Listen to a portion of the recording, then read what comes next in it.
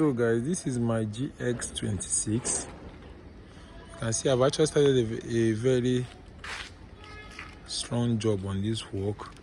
So although a very good friend of mine actually supported me with some sheet of plate, although the guy has always been a very wonderful guy, he has always been very strong, a very good strong supporter to me in what I do, you know. So the guy has been a very good guy to me. I don't know, like sometimes I wonder what I have done to deserve all of this, you understand. So the guy actually gave me this sheet of pan. So he gave me 5 sheets of pan. You can see this is one, that is the one I have on the ground of the vehicle, and this is the remaining 4. You can see this is the remaining 4. You can see 1, 2, 3, 4. So he gave me, and what you're seeing there is actually 1.2 mm thickness, because the method I actually used in building this particular one was 1.5 mm.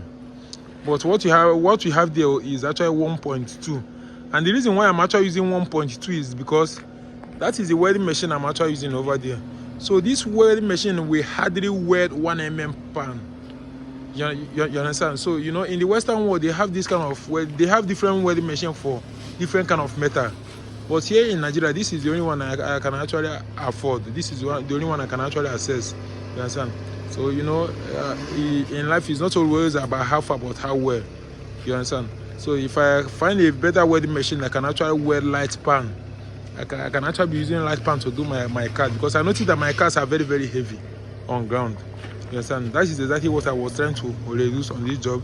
So that was the reason why I just got that 1.2 mm. Although I've never tried welding 1.2 mm, but I'll try to be very careful so that I'll get it perfectly okay the way I want. You understand? Like I said, the sheet of pan I have over there is 1.2 mm, while the one I use in building this my car is actually 1.5. You understand? So 3 mm difference. You understand? So I think with that we're able to make progress on this job, and this is one of the jobs that have been tying me down for a very long time. Although I just finished working on the doors right now. You can see I try to get the aerodynamic shape of these doors. You can see from this angle the way I made it to go. It goes like this. You go a kind of coming from up, start going down like this. You can see. So I gave it some kind of angle that is. Let me show you guys the angle. You can see. This is exactly what I made it to be, and that is how it has been down. And there's actually a kind of idea that actually delayed this job. You can see the way this door is now. So it's actually 2-in-1. So this is a full pipe. I have to cut it into 2 so that this one can actually sit inside of it. You understand? So I cut it into 2. This is a half. This is a half pipe. When you raise it up like this, you can see it's half. So this one goes into it. So, and that is exactly the same thing. So this particular one now, this is his brother. You can see I use it for left and right door. You can see. So all of them are actually very perfectly okay. You can see the way it rhymes now. So that is how I designed it to be. I'm coming to this side too. The same thing goes here too. Same thing goes to this particular one. You can see this one is half. This is the second half of it. So these are the driver doors. You know, I'm actually trying to do the kind of door that I did on my gravity blackbird, but this one is going to be more advanced than the one I have on my gravity blackbird. You know, so this job is really going to be very, very detailed. You understand? So I'm trying to use a lot of things to reinforce it, because the reason why I added this particular stuff here now is that if I cut this off now, this door will expand. And it will expand that this small one cannot be able to enter inside of it.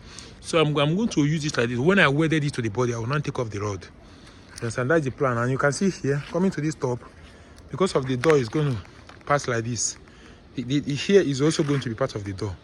Yes, and that was the reason why I welded this particular one now. Because if I cut this in from here to here, the roof of this car will expand. And it will expand, and it will go off the shape of the car. I might not be able to get the original shape. That was the reason why I used this in the first series. And I'll still take it down.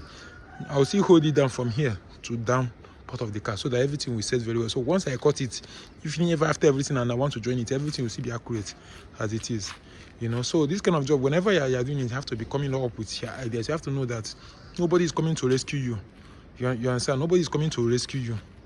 Okay, so that is the actual work I'm actually doing now. But right now, I'm actually done with these doors. Now it's rest for me to start installing it. You understand? So this one is going to be stationary. This particular one is going to be stationary. Why this one will be the one opening? After opening it, you see come back and close and enter inside of it. So the hinges is going to be there. So that is how I've actually designed it for all of them. You understand? So that is the level I have actually come on this job.